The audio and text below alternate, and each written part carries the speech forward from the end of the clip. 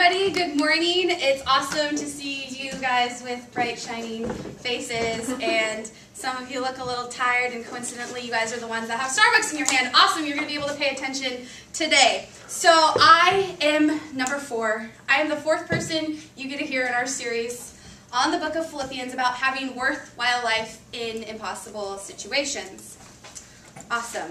Last week, Amy talked about, she asked a question, and she asked, how are you going to respond? Are you going to respond with joy or something else? And today, I have a question for you guys to answer. My question is, what drives your life? What are you passionate about? What makes you want to get up out of bed when your alarm's blaring at 7 a.m. and you've only been sleeping 2 hours because you've been doing homework for all the classes that you haven't done homework with all semester, and it's near graduation, and you got to get up? What makes you get up, happy, smiling, and hit the ground running? Well, I teach a Sunday school class, and I got to ask this question to the kids, and you know, they had typical kid answers. I'm just going to share a few with you. One little boy said, "I live for video games." Woo! Just like that. Just like that. And he'll even wake up a half an hour early to play video games in the morning because his mom says if he's good, then he can do that. So he will wake up earlier than he has to play video games. Another girl said that she lives for the weekends. She wakes up Monday morning because she's one day closer to the weekend because she can hang out with friends and not do homework and just have fun. My nephew, love him to bits and pieces. He's a little weird, a little OCD, but he loves to collect things. He had this passion for Transformers, and he would watch the VHSs, and he would watch the DVDs, and he would try to buy all the Transformers he could. His favorite thing in the world were gift cards to Fred Meyer and Target, so he could go buy his own Transformers and not have to return them.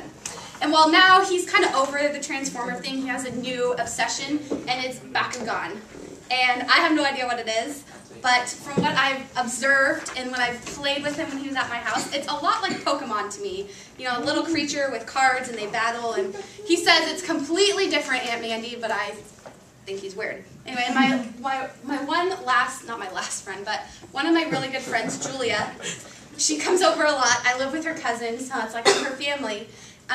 She loves to laugh, and she loves to make people laugh, and she loves SNL, and she just stupid jokes. She'll spend hours on YouTube looking at funny videos, and I need to tell you that a lot of the time it's not funny. But the funny part is because she thinks it's so funny, and she says it over and over and over again, quotes these random things that you can't help but laugh sometimes. And so one time she came over, and she was hanging out with her cousin, and they pulled me into their room, into her cousin, my roommate Val's room. And she's like, "You have to watch this video." And I was like, ugh, geez, because they had been quoting this video for I don't know how many weeks, and they finally showed it to me, and I'm gonna admit, I laughed, and I like it a lot, and I have spread it around the church office. I have showed it to Tiffany. I have made Tirza watch it many times, and there is actually kind of a sequel to it, but I would like you guys to enjoy this little skit with me.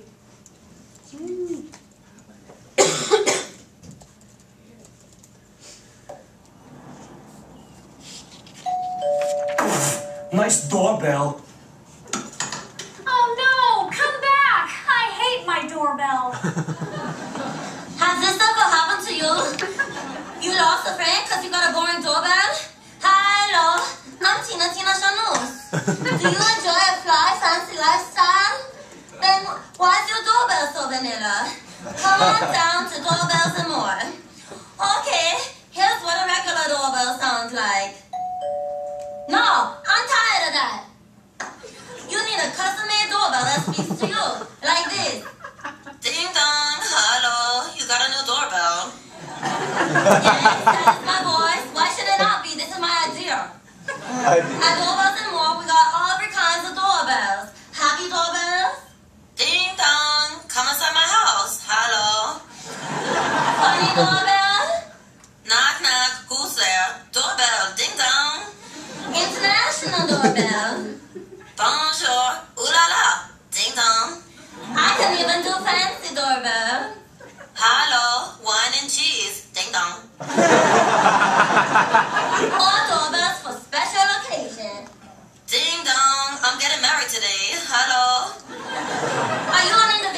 Guess what? I know. We got a doorbell for every person. Just come up and ask me. I bet you don't have a doorbell for somebody who likes cars. Okay, here it is. Honk honk, your doorbell. Ding dong, car. You did it! What about me? I like computers. Check this out. Ding dong, router, Netflix, what? Good. I like animals. Okay. Ding dong, woof, bears. And hello, it's Christmas. Why not try a holiday doorbell like this? Jingle bell, answer your door. Are you religious? Ding dong, happy birthday, Jesus. You're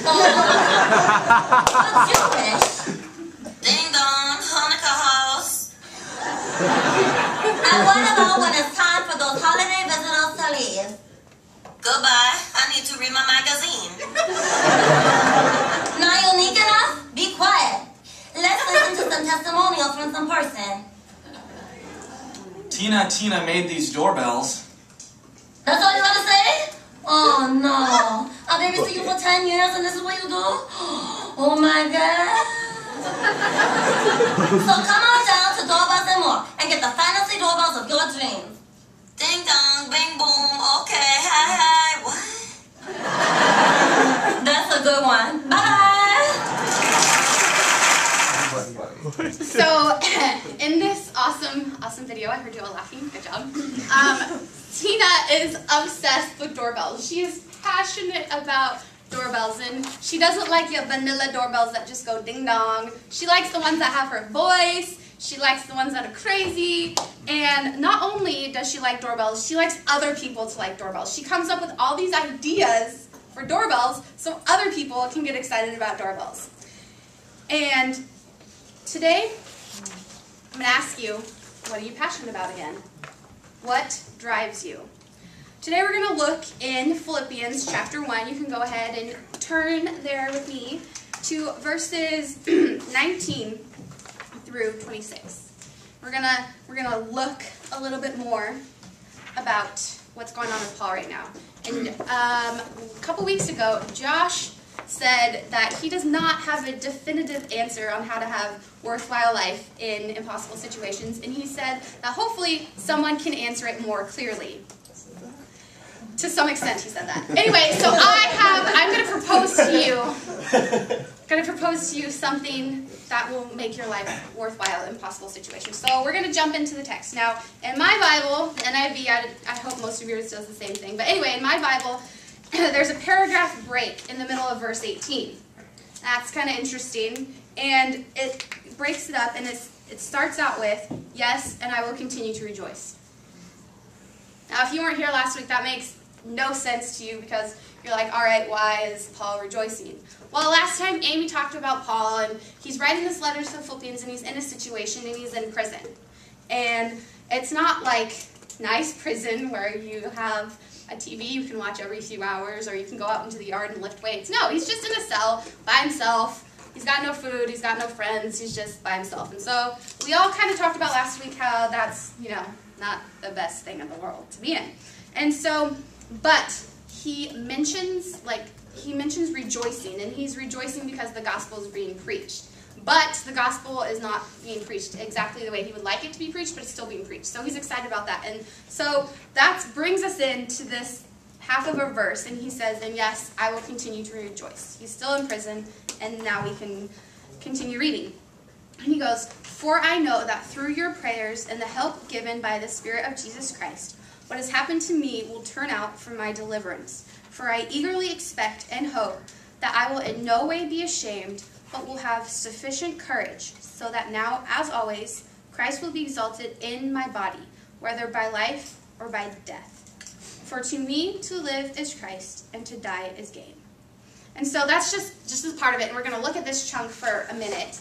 And there's some kind of surprising things to think about. Kind of towards the beginning of this section, he says, whatever happens to me will turn out for my deliverance.